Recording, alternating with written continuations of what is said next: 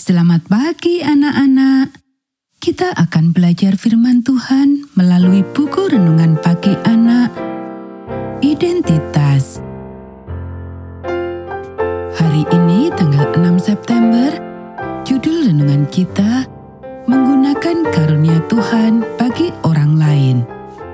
Mari kita awali dengan doa.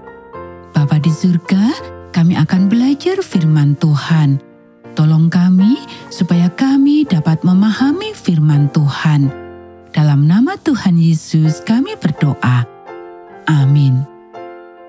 Anak-anak, ayat inti renungan pagi kita hari ini diambil dari kitab Keluaran pasal 38 ayat 22 dan 23. Bezalel bin Uri bin Hur dari suku Yehuda membuat segala yang diperintahkan Tuhan kepada Musa, dan bersama-sama dengan dia turut Aholiab, seorang tukang dan ahli, seorang yang membuat tenunan yang berwarna-warna dari kain ungu tua, dari kain ungu muda, dari kain kirmisi, dan dari lenan halus.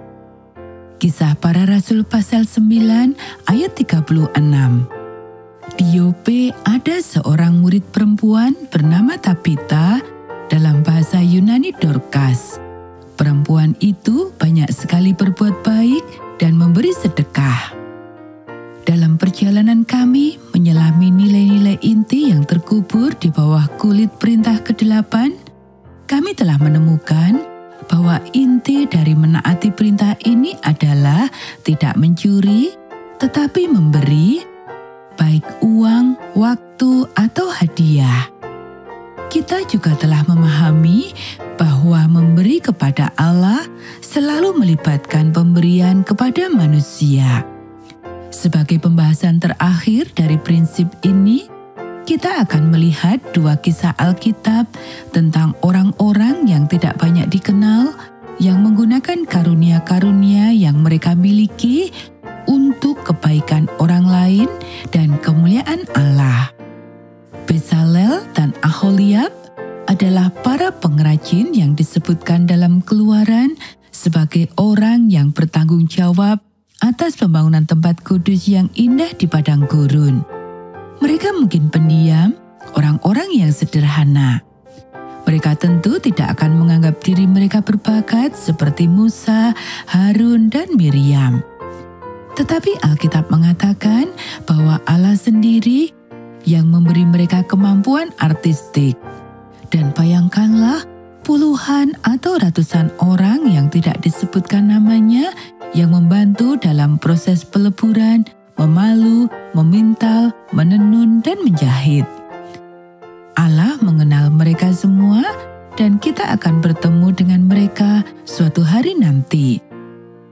Jika Anda memiliki kemampuan artistik, bersyukurlah kepada Tuhan dan gunakanlah itu untuk memuliakan dan mengangkat Dia sehingga orang lain dapat melihat dan hidup.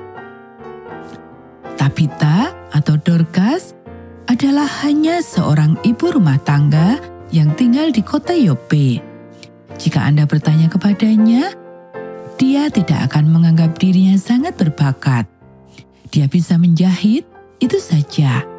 Namun, jika Anda bertanya kepada orang lain, apa yang akan mereka bicarakan, sementara menunjukkan kepada Anda apa yang telah dibuatnya untuk mereka, itu adalah kebaikan hatinya. Dia mungkin tidak mengira bahwa pekerjaannya sangat penting, tetapi rupanya pekerjaannya cukup penting bagi Tuhan, sehingga namanya ditambahkan dalam daftar orang-orang yang telah dibangkitkan dari kematian. Anak-anak, jika Anda dapat bekerja dengan tangan Anda dan memiliki hati yang baik, bersyukurlah kepada Tuhan dan gunakanlah keduanya untuk menolong orang lain dan mengangkat nama dan karya Kristus. Orang Kristen tidak perlu mencuri. Kita memiliki akses ke harta karun terbesar yang pernah diimpikan. Mari kita berikan semuanya. Anak-anak, demikianlah renungan pagi kita hari ini.